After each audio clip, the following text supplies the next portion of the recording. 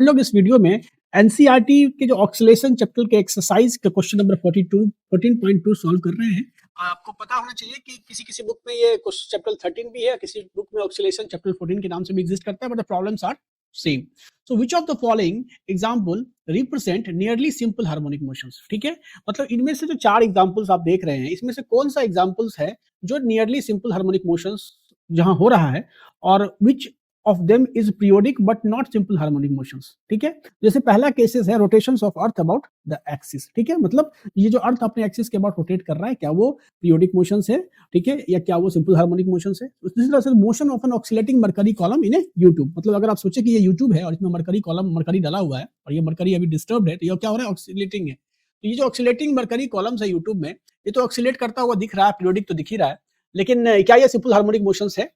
ठीक है, साथ में है motion of A ball bearing inside a smooth curved ball. मतलब क्या चीज है कि एक कर्व्ड बॉल है हमारे पास इस तरह का, this is a curved ball, और इसमें क्या कर रहे हैं कि हम लोग एक बॉल बियरिंग को कहां से रिलीज कर रहे हैं, from A point slightly above the lower most point. ठीक है, और रिलीज करके छोड़ रहे हैं, और हम ये तय करेंगे कि क्या ये मोशंस पीरियोडिक होगा, और साथ में ये भी डिफाइन करेंगे कि क्या वो सिंपल हार्मोनिक मोशंस होगा। ठीक है, और साथ साथ हमें एक और केस डिस्कस करना है, general vibration of A polyatomic molecules, मतलब ऐसे मॉलिक्यूल्स जिसमें दो से अधिक एटम्स है, तो जब वो उसके एटम्स जब वाइब्रेट करते हैं तो क्या होता है कि वो जो वाइब्रेशन है, क्या वो सिंपल हार्मोनिक मोशंस होता है या नहीं होता है। तो इस डिस्कशंस में हम सिर्फ इसके डिसीजंस पे नहीं कंक्लूड कर रहे हैं कि पीरियोडिक है या सिंपल हार्मोनिक मोशंस है या नहीं है, ऐसे रेंडमली नहीं कर रहे। वी आर थोरली डिराइविंग, अगर ये सिंपल हार्मोनिक मोशंस यहाँ होने की संभावना है, if this is a simple harmonic motion, then what should be the time period we are also going to calculate, and on which parameter it depends. Similarly, in this case, if the ball slides and it will do a simple harmonic motion, then what is that particular case. और साथ में ये जो आपका polyatomic molecule का जो vibration है ना, इसको भी हम लोग डिटेल में समझेंगे कि आखिर डायटोमिक मॉलिक्यूल्स के वाइब्रेशन से पॉलीएटॉमिक मॉलिक्यूल का वाइब्रेशन कैसे डिफरेंट होता है। और जो सबसे बेसिक बात ये समझने की कोशिश करेंगे कि किसी भी मॉलिक्यूल्स में जो कि एटम्स का बना होता है, तो एटम्स ये वाइब्रेट क्यों करते हैं यार। जब उन्होंने मॉलिक्यूल बना लिया, जब एक स्टेबल कॉन्फ़िगरेशंस में आ गए, तो इनको यार वाइब्रेशन करने की क्या जरूरत पड़ गई। तो ये भी जानना जरूरी है, क्योंकि जब आप समझेंगे इस मैकेनिज्म को कि क्यों वो वाइब्रेट कर रहे हैं, तभी आप ये तय कर पाएंगे डिफरेंस की पॉलीएटॉमिक और मोनोएटॉमिक मॉलिक्यूल्स के वाइब्रेशंस में क्या डिफरेंसेस होते हैं। तो चलिए इस वीडियो के साथ बने रहें। अर्थ जब अपने एक्सिस पे रोटेट कर रहा है, you can see here earth is rotating about its axis, तो ये 24 आवर में क्या होता है, एक चक्कर लगा लेता है, and that's why you observed the day and night. ठीक है, तो क्या हो रहा है कि जब 24 आवर में, हर एक 24 आवर में अर्थ एक चक्कर लगा लेता है, मतलब पीरियड इसका फिक्स्ड है, और पीरियड अगर फिक्स्ड है तो तुम कह सकते हो कि ये पीरियोडिक मोशंस हो रहा है। लेकिन ये एसएचएम क्यों नहीं है, क्यों हम इसको सिंपल हार्मोनिक मोशन नहीं कह सकते, क्योंकि ये बेसिक सी चीज है। एसएचएम के लिए जो बेसिक रिक्वायरमेंट है हमारा, एसएचएम के लिए जो बेसिक रिक्वायरमेंट है वो क्या है, तो टू और फ्रो मोशन होना चाहिए। मतलब क्या चीज कि अगर कोई मोशन हो रहा है और ये सपोज करो कि ये मीन पोजीशन है, ठीक है, ये क्या है, तो मीन पोजीशन है, ठीक है, ये मीन पोजीशन है, तो कोई भी पार्टिकल क्या होगा, तो इसके अबाउट ऐसे ऑक्सीलेट करेगा, अपने एम्पलीट्यूड के अबाउट इस तरह से ऑक्सीलेट करेगा, तो टू एंड फ्रो मोशंस होता है। ठीक है, और ये मोशन किस वजह से होता है, तो रिस्टोरिंग फोर्स की वजह से होता है, जो क्या होता है, डिस्प्लेसमेंट के प्रोपोर्शनल होता है, और जिसका डायरेक्शन जो होता है वो क्या होता है, pointing towards the mean position जो है। सो तो ये चीजें यहाँ एग्जिस्ट नहीं करती है। सो दिस इज बेसिकली क्या है, uniform circular motion, it is not an oscillation. तो ये बात अब दिमाग में रहेगी कि oscillations requires to and fro motions about a mean positions, but earth rotates continuously in one direction about its axis, and so it is in uniform circular motion, it is not an oscillation जो है। ठीक है, let's investigate the motion of an oscillating mercury column in U2। हमारा objective क्या है कि हम ये डिसाइड करना चाहते हैं कि क्या ये मोशंस पीरियोडिक है, ठीक है, और क्या ये सिंपल हार्मोनिक मोशंस है, ये जो डिसाइड करना है। और बेसिक में समझ सकता है कि सिंपल हार्मोनिक मोशंस होने के लिए जो आपका रिस्टोरिंग फोर्सेस है, ठीक है, restoring forces it must be directly proportional to the displacement, and it is should be directed towards the equilibrium positions. ठीक है, तो इस केसेस के लिए हम ये एज्यूम करते हैं कि हमारे पास एक यू शेप्ड का क्या है, ट्यूब है, जिसमें मरकरी अभी है, और ये जो कंडीशंस है आप देख रहे हैं यहाँ पे इस डायग्राम में, ये क्या है, इक्विलिब्रियम कंडीशंस है, इक्विलिब्रियम कंडीशंस है। अगर मैं ये पूछूं कि ये इक्विलिब्रियम कंडीशंस क्यों है, क्योंकि इस लिक्विड कॉलम में किसी भी दो पॉइंट पे जो एट ए सेम हाइट पर है इस कॉलम में, आप अगर प्रेशर निकालो तो हर पॉइंट पे प्रेशर आपको सेम मिलेगा। और लिक्विड में अगर pressure through out the same है तो कोई भी फोर्सेस एक्ट नहीं कर रहे हैं जिसकी वजह से ये कोई मोशन कर पाएगा। एंड दैट्स व्हाई हम कहते हैं कि जब इस केसेस में ये जो केस है, ये जहाँ पे कि जो मरकरी है तो दोनों में क्या है, सेम हाइट तक फिल्टेड है, तो ये इक्विलिब्रियम कंडीशंस का सिचुएशन है। ठीक है, अब इस कॉलम जो ये जो लिक्विड कॉलम है इसको मैं डिस्टर्ब करने के लिए अगर सपोज करो मैं यहाँ से क्या करता हूँ, फूकता हूँ, एयर अप्लाई करता हूँ, तो यहाँ प्रेशर बढ़ेगा और इस प्रेशर की वजह से क्या होगा, ये लिक्विड नीचे जाएगा। तो ठीक वही चीज किया गया है, हमने इस स्टेबल कंडीशंस में पड़े मरकरी को क्या किया, हमने डिस्टर्ब किया। एंड इस डिस्टर्बेंस की वजह से क्या हुआ कि जो कॉलम में जो लिक्विड की हाइट थी, जो पहले h हाइट तक थी, अब वो हाइट यहाँ से मान लो ये जो हाइट है,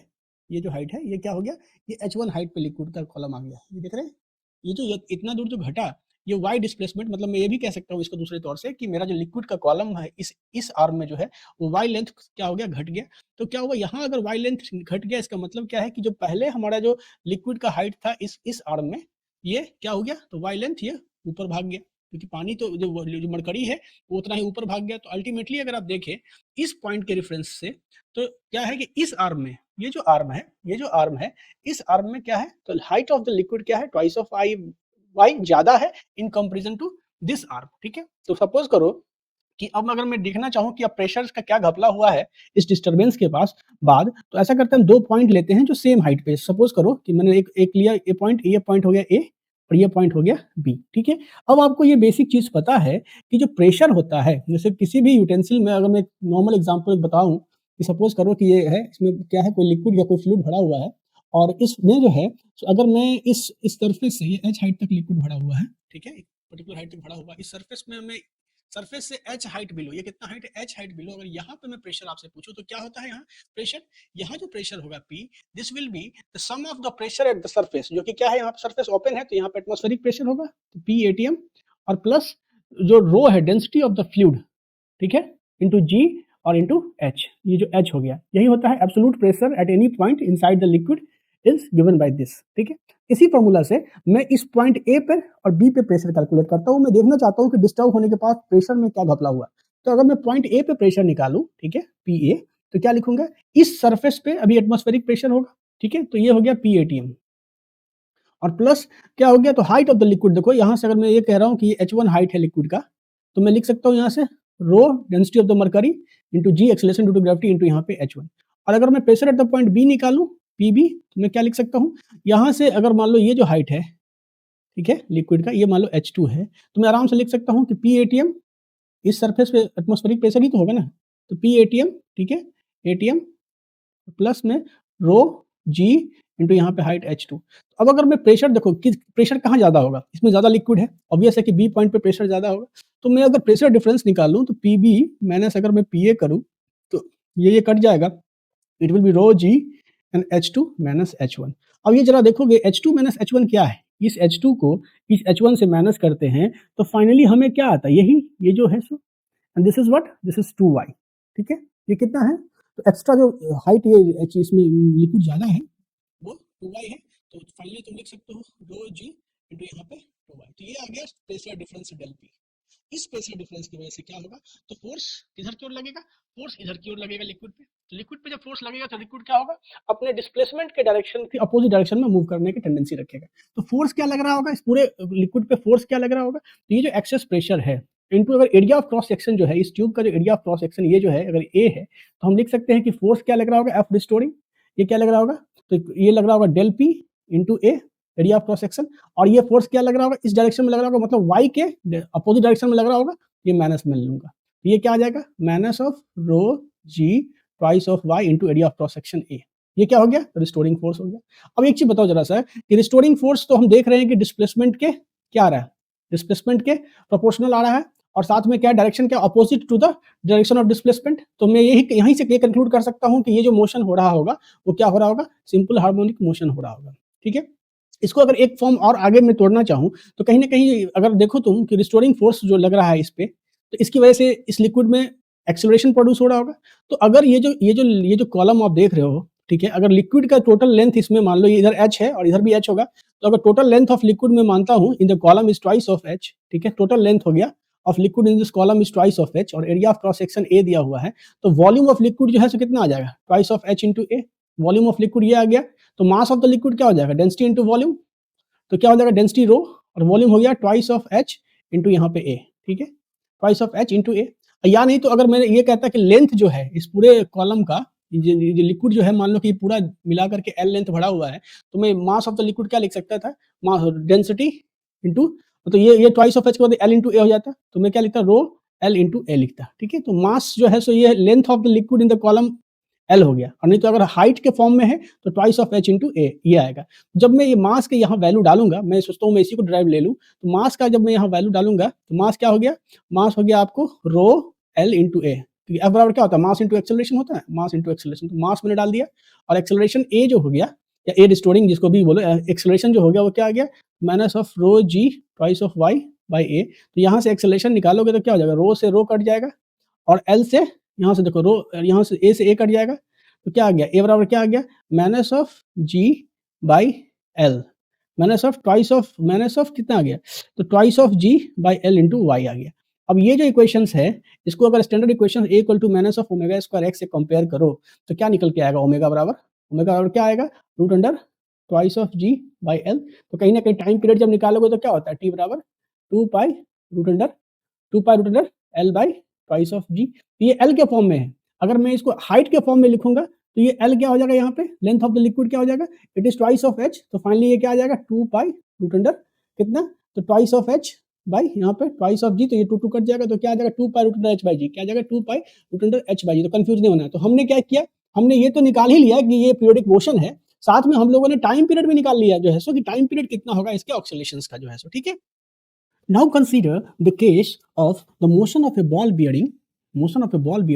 inside a curved ball, ठीक है, when released from a point slightly above the lowermost point। मतलब सिचुएशंस कुछ ऐसा है कि ये क्या है, एक कर्व्ड बॉल है, क्या है आप अज्यूम कर सकते हो अगर नहीं लग रहा है आपको, तो ये क्या है,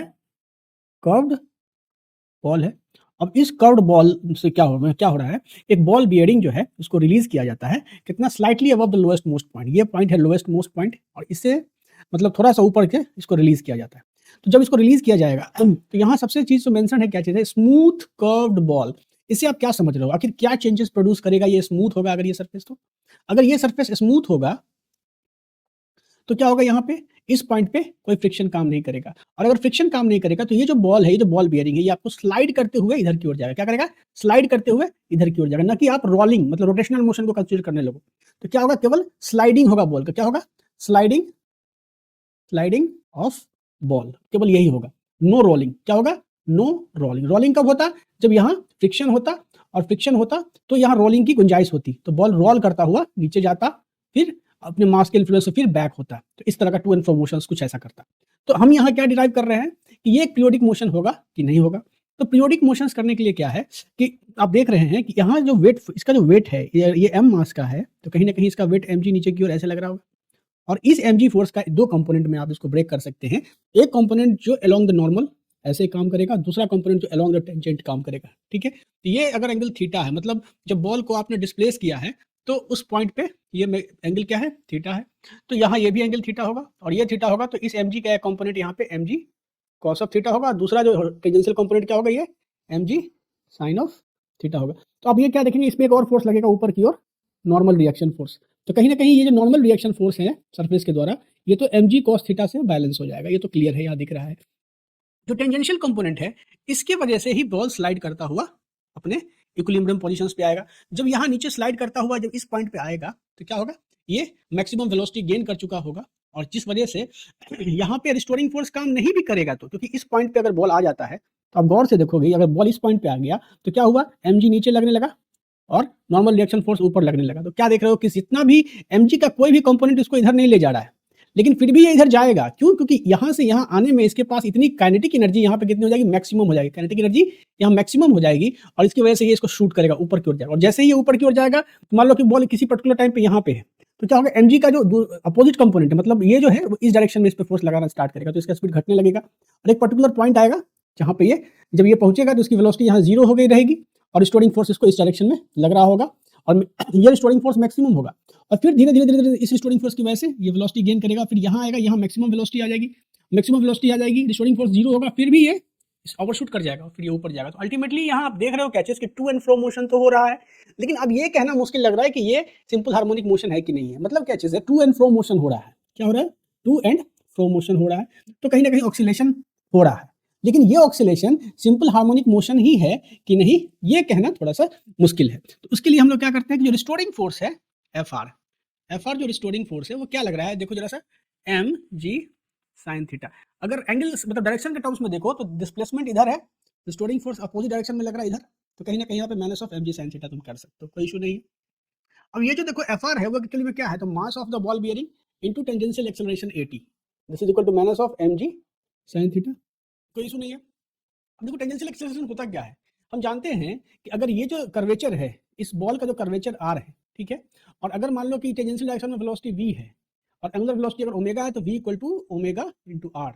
और इसको जब हम डिफरेंशिएट करते हैं तो ये आ जाता है डी वी या टेंजेंशियल वेलोसिटी वी टी, हम इसको लिखते हैं वी टी, ये जो वेलोसिटी है ना ये वी टी है, d v t by D t is equal to what, तो ओमेगा, मतलब क्या चीज, तो आर, क्योंकि आर जो है वो क्या है यहाँ पे कांस्टेंट है, ये जो आर है वो कांस्टेंट है, तो r into d omega by D t, तो कहीं ना कहीं d omega by D t को तुम लिख सकते हो यहाँ से r into d two theta by D T square. तो क्या हो गया, d v t by D t क्या हो गया, तो टेंजेंशियल एक्सेलरेशन ए टी आ गया, तो ए टी बराबर क्या आ गया, r into d two theta by D T पे स्क्वायर आ गया। अब जब ये आ गया तो यहाँ सीधे इस इक्वेशन में इसको हम पुट करते हैं, तो यहाँ से एम से एम पहले ही कैंसिल हो गया था, तो हमने लिख सकता हूँ what, d two theta by D T square is equal to minus of ji by r यहाँ पे साइन थीटा। एक चीज मैं कहना चाहूंगा कि रिस्टोरिंग फोर्स यहाँ साइन थीटा का फंक्शन है, तो आप ये कह सकते हो कि अगर ऐसा ही चला तो मैं नहीं कह पाऊंगा कि ये जो एक्सेलरेशन हो रहा है वो सिंपल हार्मोनिक मोशन है। क्यों? क्योंकि यहाँ साइन थीटा आ गया, मतलब जो एक्सेलरेशन है वो साइन थीटा का फंक्शन है, न कि थीटा का फंक्शन है। और सिंपल हार्मोनिक मोशन होने के लिए एक्सेलरेशन को क्या होना चाहिए था, it should be a function of linear function of the angular displacement theta. But for theta tending to zero, मतलब क्या चीज, थीटा टेंडिंग टू जीरो, मतलब फॉर स्मॉल डिस्प्लेसमेंट आप कह सकते हो, फॉर स्मॉल डिस्प्लेसमेंट आप लिख सकते हो क्या चीज, कि sine theta should approximately equal to theta, और इसकी वजह से आप लिख सकते हो कि D two theta by D T square is equal to what, तो minus G by R into theta. तो यहाँ से जब टाइम पीरियड निकालोगे टी, तो क्या निकलेगा, यहाँ से ओमेगा की वैल्यू क्या आ जाएगी, ओमेगा बराबर root under G by R आएगा, time period two by root under R by G आएगा। तो ये रहेगा मेरा टाइम पीरियड ऑफ ऑक्सीलेशन, और ये जो ऑक्सीलेशन होगा वो सिंपल हार्मोनिक मोशन होगा, और अगर ये सिंपल हार्मोनिक मोशन हो गया तो ये तय हो गया कि ये पीरियोडिक मोशन है। तो ये सीधे सिंपल हार्मोनिक नहीं कह सकते, हम इसको नियरली एसएचएम बोलेंगे। क्या बोलेंगे? नियरली एसएचएम, क्योंकि ये सिंपल हार्मोनिक कब पॉसिबल है, थीटा के स्मॉलर वैल्यू के लिए possible, that's why it is nearly simple harmonic motion. तो यही चीज ये मैं यहाँ समझा रहा हूँ कि बॉल बियरिंग जब इनसाइड द कर्व्ड बॉल होता है तो बॉल क्या करता है, it rolls to and fro about the lowest most point, इस पॉइंट के अबाउट ये बॉल क्या करता है, तो टू एंड फ्रो मोशंस करता है। और फॉर स्मॉल डिस्प्लेसमेंट के लिए, मतलब थीटा अगर टेंडिंग टू जीरो है, थीटा मतलब ये जो थीटा है अगर ये टेंडिंग टू जीरो, मतलब थीटा क्या है, तो वेरी स्मॉल है, क्या है, वेरी स्मॉल, जैसा कि मैंने दिखाया आपको। तो क्या होता है यहाँ से sine theta approximately equal to क्या हो जाता है, थीटा हो जाता है, and that leads to that, इसकी वजह से ही हमारा जो रिस्टोरिंग फोर्स एफ आर होता है, it should B, restoring force क्या होता है, डायरेक्टली प्रोपोर्शनल टू या negative of the angular displacement theta आता है, and that's why it is an SHM. So larger displacement अगर होता है तो ये क्या होता, जो फोर्स था, रिस्टोरिंग फोर्स था, वो साइन थीटा का फंक्शन होता, and the force no longer proportional to displacement, तो motion deviates from simple harmonic motion. तो ये एसएचएम नहीं होता, हाँ ऑक्सीलेशन जरूर हो रहा होता, but you can not say that will be an SHM जो है सो, ठीक है। Let's investigate the general vibration of polyatomic molecule about its equilibrium position, ठीक है। तो क्या है कि एक तो टर्म आ रहा है पॉलीएटॉमिक, ये भी आपको समझाना है मुझे, और जनरल वाइब्रेशन भी समझाना है, मॉलिक्यूल्स में आखिर वाइब्रेशन होता क्यों है, क्योंकि जब भी मॉलिक्यूल्स आती है तो ये तो समझ में आ जाता है कि molecules are made of atoms, ठीक है, और एटम से बने हुए हैं तो मॉलिक्यूल्स स्टेबल है तभी एग्जिस्ट कर रहे हैं, तो फिर ये वाइब्रेशन क्यों हो रहा है, why the reason atoms in the molecules are vibrating, ठीक है। और अगर वाइब्रेशन हो रहा है तो वो क्या सिंपल हार्मोनिक मोशन है कि नहीं है, ठीक है। पीरियोडिक तो है लेकिन सिंपल हार्मोनिक मोशन है कि नहीं है, ये चीज पता करनी है हमें। तो सबसे पहले समझते हैं हम लोग कि जो बॉन्ड होता है, मॉलिक्यूल्स जो बनते हैं वो किससे बनते हैं, मॉलिक्यूल्स किससे बनते हैं, एटम से बनते हैं, एटम्स मिलते हैं तो बनते हैं atoms plus atoms plus atoms, तो इससे मॉलिक्यूल्स बनते हैं, molecules are made of atoms. तो क्या होता है कि जैसे हम दो मॉलिक्यूल्स से समझना स्टार्ट करते हैं कि जब दो मॉलिक्यूल्स मतलब दो एटम्स से समझना स्टार्ट करते हैं कि जब दो एटम्स आपस में बॉन्ड बनाते हैं, डायटोमिक मॉलिक्यूल्स की हम बात कर रहे हैं, सबसे सिंप्लीफाइड एग्जांपल यही होता है। तो हर एटम्स के पास क्या होता है, अपना एक न्यूक्लियस होता है जो पॉजिटिवली चार्ज होता है और उसके सराउंडिंग्स में इलेक्ट्रॉन रोटेट कर रहे होते हैं। दूसरे एटम के साथ भी सेम होता है। तो होता क्या है कि जो न्यूक्लियस एक दूसरे को क्या करते हैं, रिपल्सिव फोर्स अप्लाई करते हैं, nucleus to nucleus repulsive force apply करते हैं, और साथ में इलेक्ट्रॉन भी एक दूसरे को रिपल्सिव फोर्स अप्लाई करते हैं। तो एटम्स के न्यूक्लियस एक दूसरे को रिपल कर रहे हैं, एटम्स के इलेक्ट्रॉन्स एक दूसरे को रिप्लेस कर रहे हैं, मतलब क्या कर रहे हैं उसको, मतलब उसको रिपल्सिव फोर्स अप्लाई कर रहे हैं। But there are attractive force also, क्योंकि ये जो न्यूक्लियस है वो इसके इलेक्ट्रॉन को अपनी ओर खींच रहा है, ठीक है, और जो भी इसके नियरेस्ट है उसको अपनी ओर खींच रहा है, और साथ में क्या हो रहा है, ये जो न्यूक्लियस है वो इसके इलेक्ट्रॉन्स को अपनी ओर खींच रहा है। तो अल्टीमेटली क्या है कि जब दो एटम्स आप पास आते हैं तो अट्रैक्टिव फोर्सेस भी काम करते हैं, अट्रैक्टिव फोर्सेस भी काम करते हैं और रिपल्सिव फोर्सेस भी काम करते हैं, सिर्फ फोर्सेस भी काम करते हैं, ये तो चीज तय है। तो जब मॉलिक्यूल्स बनता है इन अट्रैक्टिव और रिपल्सिव फोर्सेस की होने के बावजूद भी जब मॉलिक्यूल बनता है तो वो स्टेज होता है जब नेट अट्रैक्टिव फोर्सेस और रिपल्सिव फोर्सेस जब बराबर हो जाते हैं, तो उस पीरियड में, उस मतलब मोमेंट पे जो है सो मॉलिक्यूल क्या होता है, स्टेबल हो जाता है। तो atoms in molecules are held together by inter atomic forces. ये जो फोर्सेस आप देख रहे हैं, अट्रैक्टिव फोर्सेस, रिपल्सिव फोर्सेस, और जब ये दोनों आपस में बराबर हो जाते हैं तो उस मोमेंट पे जो है सो मॉलिक्यूल बनता है। Atoms in molecules are held together by inter atomic forces, जो कहां से पैदा होते हैं, which arises from the electrostatic interactions between the positively charge nuclei and negatively charge electrons. आपने देखा इसी के इलेक्ट्रोस्टैटिक इंटरेक्शन से क्या होता है, तो इंटर एटॉमिक फोर्सेस की वजह से वो एक दूसरे को हेल्ड, एक दूसरे को पकड़ के रख लेते हैं। तो ये जो बाउंड बनता है दो एटम्स के बीच में, ये बाउंड एक रिजिड बाउंड नहीं होता है, ठीक है, they are like a elastic connection. अब इलास्टिक कनेक्शन क्यों होता है, इसको जरा समझते हैं कि why the bounds between the two atom is a elastic bound. क्यों होता है इलास्टिक बाउंड, इसको जरा समझते हैं। तो ये आखिर हमें वाइब्रेशन समझना है। तो इलास्टिक बाउंड को ऐसे समझिए कि जैसे दो एटम्स है, देखिए ये जो कर्व है, ये जो प्लॉट है ना, ये प्लॉट क्या बता रहा है, inter atomic potential energy curve है, मतलब दो एटम्स, ठीक है, और ये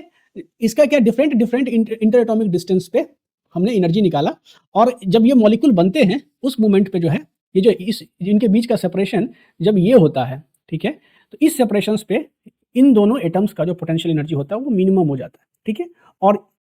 इस मोमेंट पे जो इनके बीच में जो गैप होता है उसको हम लोग इक्विलिब्रियम डिस्टेंस बोलते हैं या बाउंड लेंथ बोलते हैं। तो inter atomic forces and equilibrium positions क्या है, we consider the two atoms approaching each other, ठीक है, दो एटम्स हैं और एक दूसरे को अप्रोच कर रहे हैं, तो जब ज्यादा दूरी पे हैं तो कौन सा फोर्स डोमिनेट कर रहा है, अट्रैक्टिव फोर्सेस डोमिनेट कर रहा है, अट्रैक्टिव फोर्स डोमिनेट कर रहा है कब, जब दो एटम्स क्या है एक दूसरे से ज्यादा डिस्टेंस पे है। So at larger separations attractive forces dominate, तो एटम्स मूव करेंगे क्लोजर क्योंकि अट्रैक्टिव फोर्स डोमिनेट कर रहे हैं। तो जैसे जैसे इनके बीच की दूरी घटती जाएगी, ठीक है, इंटर एटॉमिक डिस्टेंस जैसे जैसे घटती जाएगी तो क्या होगा कि वैसे वैसे जो है सो पोटेंशियल एनर्जी जो है वो कम होता जाएगा। तो क्या होता है कि at one particular separation attractions and repulsions balances exactly, एक पर्टिकुलर मतलब डिस्टेंस पे, सेपरेशंस पे, जब इन दो एटम्स के बीच में एक पर्टिकुलर सेपरेशंस होता है, उस सेपरेशंस पे क्या होता है कि जो नेट रिपल्सिव फोर्स है, क्या होता है, नेट रिपल्सिव फोर्स। आपको पता है रिपल्सिव फोर्स किन किन पार्टिकल्स के बीच में लग रहा होगा, is equal to net attractive force,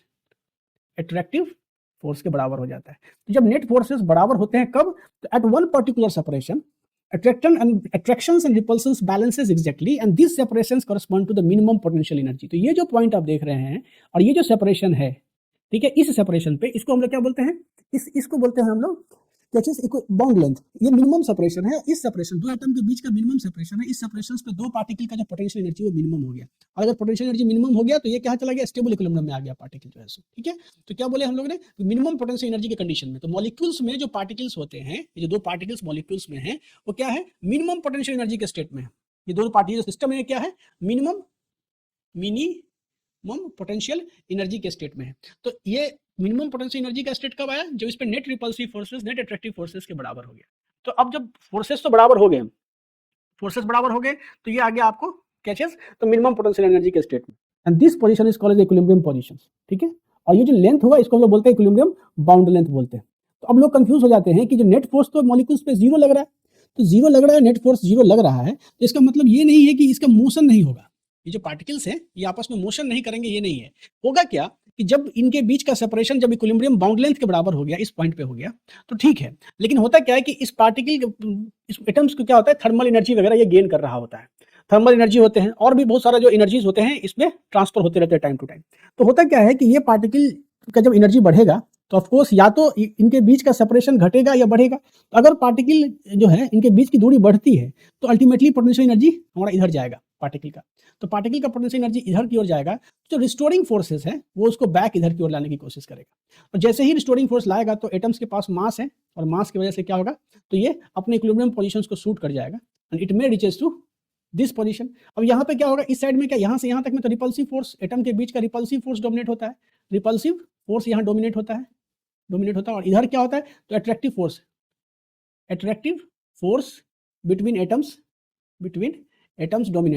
dominates. तो जब पार्टिकल इधर की ओर गया तो क्या डोमिनेट कर रहा था, इधर अट्रैक्टिव फोर्स डोमिनेट करता है, तो इसको बैक खींच के ले आता है इस पॉइंट पे, और इनर्शिया की वजह से ये ओवरशूट जब करता है तो अगेन क्या होता है, इधर रिपल्सिव फोर्स डोमिनेट होता है, तो इसको बैक यहाँ ले आता है। तो पार्टिकल अल्टीमेटली इस पोजीशन पे हमेशा मेंटेन नहीं रहती है, पार्टिकल जो है सो इस पॉइंट के बीच में ऑक्सीलेट करती रहती है, अल्टीमेटली क्या करती रहती है, ऑक्सीलेट करती रहती है, और इसी को हम लोग बोलते हैं क्या चीज, कि वाइब्रेशन। क्या बोलते हैं हम लोग, vibrations of atom in a molecule. तो वाइब्रेशन क्यों होता है वो समझ में आ गया आपको, और ये भी समझ गया कि बाउंड क्या होते हैं, वो इलास्टिक नेचर के होते हैं। क्यों इलास्टिक नेचर के, आप यहाँ से देख सकते हैं, क्योंकि आपका जो बाउंड बना ये क्या है, मिनिमम पोटेंशियल एनर्जी का स्टेट है, ठीक है। अब इसमें थोड़ा भी चेंजेस अगर प्रोड्यूस होता है तो रिस्टोरिंग फोर्सेस उसको बैक करके अपने कंडीशन में लाने की कोशिश करता है, और जैसे ही वो मीन पोजीशंस पे आता है तो वो ओवरशूट कर जाता है, जैसा कि आपको स्प्रिंग ब्लॉक के केस में आपने देखा होगा। And that's why the particle in a molecules keeps on oscillating. तो ये चीज समझ में आ गया कि वाई एटम्स ऑक्सीलेट, मतलब why atoms can not remain rest at equilibrium. क्योंकि जनरली लोग यही सोचता है कि दो एटम्स ने मिलके जब मॉलिक्यूल्स बनाया, लोग क्या सोचते हैं कि दो एटम्स ने मिलके जब मॉलिक्यूल्स बनाया तो अब ये स्टेबल इक्विलिब्रियम में चले गए तो वो रेस्ट में होंगे, पर ऐसा नहीं है। ये जो पार्टिकल्स, ये जो दोनों एटम्स हैं, ये दोनों अपने मीन पोजीशंस के अबाउट क्या होते रहते हैं, ऐसे ऑक्सीलेट कर रहे होते हैं जैसे, ठीक है। और उसके पीछे रीजन समझ में आ गया, क्योंकि जैसे ही बाउंड लेंथ घटता या बढ़ता है तो क्या होता है, अगर बढ़ा बाउंड लेंथ, दोनों के बीच का जो इंटरएटॉमिक स्पेस है अगर वो बढ़ा तो अट्रैक्टिव फोर्स डोमिनेट हो गया, और अट्रैक्टिव फोर्स डोमिनेट हो गया तो फिर से मीन पोजीशन पर लाने की कोशिश की गई। और अगर घटा तो क्या हो गया, रिपल्सिव फोर्स डोमिनेट हो गया, ये जो रीजन है रिपल्सिव फोर्स का है, और तो वो क्या होगा, फिर से उसको इधर की ओर लाने की कोशिश करेगी, तो ultimately particles are oscillating. This is the reason why the particles in an atoms are appearing to be oscillating, ठीक है। Even at the room temperature, lower temperature पे भी पार्टिकल वाइब्रेट कर रहे होते हैं, ठीक है। अब देखो जरा सा कि ये जो मॉलिक्यूलर वाइब्रेशंस हो गया, ये तो आपको समझ में आ गया कि मॉलिक्यूल्स में जो एटम्स होते हैं वो रिजिडली फिक्स्ड नहीं होते हैं। क्या होते हैं, they are held together by the interatomic forces, और इसकी वजह से ये कंटिन्यूअसली वाइब्रेट करते हैं अपने इक्विलिब्रियम पोजीशंस के अबाउट। जो है चीजें समझ में आ गई। अब ये जो वाइब्रेशंस होते हैं ये कहाँ से अराइज होते हैं, due to the restoring force की वजह से, जो कौन प्रोड्यूस करता है, produce when the atoms are displaced from their mean positions. जब एटम अपने मीन पोजीशन से डिस्प्लेस्ड होते हैं तभी ये रिस्टोरिंग फोर्सेस पिक्चर में आता है जो है सो, और इसलिए मोशन क्या कहलाता है, ऑक्सीलेटरी मोशंस कहलाता है। तो अब आती है बात कि वाइब्रेशन तो समझ में आ गया कि क्यों वाइब्रेट करते हैं, क्या होता है, एटम्स क्यों वाइब्रेट करते हैं। अब पॉली एटॉमिक मॉलिक्यूल्स क्या होते हैं, मोनो एटॉमिक मतलब कि जो एक एटम से बना है, जैसे हीलियम है, ठीक है, हीलियम क्या है। उसके बाद डायटोमिक मतलब जो दो एटम से बना है, जैसे कि ऑक्सीजन से है, नाइट्रोजन से, ये क्या है, डायटोमिक मॉलिक्यूल्स है। और पॉलीएटॉमिक मतलब जो तीन एटम से बना है, जैसे यहाँ देखो H2O, दो हाइड्रोजन एक ऑक्सीजन, एक कार्बन डाइऑक्साइड दो ऑक्सीजन, एक नाइट्रोजन तीन हाइड्रोजन। तो अल्टीमेटली क्या है, पॉलीएटॉमिक मॉलिक्यूल्स का कहने का मतलब क्या हो गया कि एटम्स इज ग्रेटर देन और ये इक्वल टू 3 हो गया, तो ये पॉलीएटॉमिक, जैसे कि हाइड्रोजन, ये वाटर है, कार्बन डाइऑक्साइड है, अमोनिया है, मीथेन, ये सब क्या है, तो पॉलीएटॉमिक मॉलिक्यूल्स है। तो इसके बाउंड जो है वो कुछ ऐसे होते हैं। तो यहाँ क्या है, डिग्री ऑफ फ्रीडम्स जो है एटम्स के मूव करे। जैसे डायटोमिक में क्या था ना कि जैसे मान लो दो एटम्स हैं और ये अगर डायटोमिक बाउंड्स है, मतलब दो एटम्स में, तो या तो ये आगे पीछे करेंगे, दो ही डिग्री ऑफ फ्रीडम क्या है, एक ही है। यहाँ क्या है, मल्टीपल डिग्री ऑफ फ्रीडम से, मतलब ये ऐसा भी हो सकता है कि यहाँ देखो जैसे कि ये दो एटम्स है तो इनका बाउंड आपस में ये मतलब बाउंड स्ट्रेच कर रहे हो, या फिर इन प्लेन बेंडिंग, एक ही प्लेन में डिफरेंट ढंग से जो है सो बेंडिंग हो रहा या ट्विस्टिंग हो रहा। तो कहने का क्या मतलब है कि जब मेनी एटम्स होते हैं तो मेनी बाउंड्स होते हैं, बाउंड्स ज्यादा होगा तो वाइब्रेशन मोड ज्यादा होगा, स्ट्रेचिंग होने की गुंजाइश होगी, बेंडिंग होने की गुंजाइश होगी, ट्विस्टिंग होने की गुंजाइश होगी, जैसा कि आप यहाँ देख रहे हैं। तो क्या होगा, मोशन जो है अब वो सिंप्लीफाइड नहीं रहा, ये क्या हो गया, मोशंस आर कपल्ड, एक मोशन दूसरे के साथ कपल्ड हो रहा है। तो रिस्टोरिंग फोर्सेस उस केसेस में क्या होता है, it is not linearly proportional to the displacement, और रिस्टोरिंग फोर्सेस डिस्प्लेसमेंट के प्रोपोर्शनल नहीं होता है। So different atoms vibrate with the different phases and frequency. तो हर एटम्स जो होते हैं अलग अलग बाउंड है, तो रिस्टोरिंग फोर्सेस अलग अलग है। तो डिफरेंट एटम्स क्या होते हैं, वाइब्रेट करते हैं डिफरेंट फेज से, डिफरेंट फ्रीक्वेंसी से। सो मोशन एक्चुअली में क्या होता है, पॉलीएटॉमिक मॉलिक्यूल में मोशन एक्चुअली क्या होता है, सुपरपोजिशन ऑफ सेवरल ऑक्सीलेशन। तो पॉलीएटॉमिक मॉलिक्यूल के केस में जो वाइब्रेशनल मोशन, जो ऑक्सीलेशन आप देखते हैं, वो एक्चुअली क्या है, it is a superposition of several oscillations. और इसलिए ये मोशंस पीरियोडिक तो हैं लेकिन सिंपल हार्मोनिक मोशंस के रूप में नहीं जाने जाते हैं, ठीक है। लेकिन यही चीज है जब आपका मतलब तो डायटोमिक का केस रहता, जैसे कि डायटोमिक मॉलिक्यूल्स में क्या होता है आपका कि दो एटम्स हैं और उनके बीच का बाउंड जो होता है ना वो स्प्रिंग लाइक होता है। So only the two atoms connected with by one bound. तो पॉसिबल मोशन क्या हो सकते हैं, या तो वो एक दूसरे के क्लोजर आएंगे, ठीक है, ऐसे आएंगे, या एक दूसरे से फार्दर अवे जाएंगे, ठीक है। तो इसमें क्या होता है कि यहाँ से कि ये तो move farther apart, that is क्या चीज को स्ट्रेचिंग वाइब्रेशन बोलते हैं। तो इसमें अदर मोड्स नहीं होता है, वाइब्रेशंस के दूसरे मोड जो है सो एग्जिस्ट नहीं करते। ठीक है, और नहीं करते हैं तो डायटोमिक मॉलिक्यूल्स में वाइब्रेशन मोड एक ही होता है। लेकिन इस केसेस में देखो एक क्या चीज कि मल्टीपल वाइब्रेशन मोड्स होते हैं, ठीक है। और जब मल्टीपल वाइब्रेशन मोड होते हैं, ठीक है, क्योंकि एटम्स हैं, बाउंड्स अलग अलग, दो तरह के बाउंड्स हैं, बाउंड एंगल एग्जिस्ट कर रहा है, तो इसकी वजह से क्या होता है कि पॉसिबल इंडिपेंडेंट मोशन जैसे सिमेट्रिकल स्ट्रेचिंग है, सिमेट्रिकल स्ट्रेचिंग है, मतलब जैसे एक बाउंड इधर की ओर जा रहा है, दूसरा भी इधर की ओर जा रहा है, जिसको सिमेट्रिकल स्ट्रेचिंग बोलते हैं। दूसरा एटम जो है इधर की ओर जा रहा है और पहला इधर की ओर जा रहा है, तो हम क्या बोलेंगे इसको एसिमेट्रिकल स्ट्रेचिंग। तो डिग्री ऑफ फ्रीडम अलग अलग है, और डिग्री ऑफ फ्रीडम अगर अलग अलग है तो ऑब्वियस है कि यहाँ पे क्या हो गया, मेनी मोड हो गया, मेनी मोड हो गया तो मेनी रिस्टोरिंग फोर्स हो गया, इसलिए मोशन क्या हो गया, तो superpositions of many oscillation, and that's why it is not a simple harmonic motion, ठीक है, it is not an SHM. लेकिन अगर डायटोमिक मॉलिक्यूल की बात होती तो दे आर नियरली एसएचएम, क्योंकि यहाँ पे क्या है, तो वन ही मोड एग्जिस्ट करता है ऑक्सीलेशंस का, वन ही रिस्टोरिंग फोर्सेस होते हैं, that's why it can be considered as a SHM, but in polyatomic molecules it can not be considered as a SHM.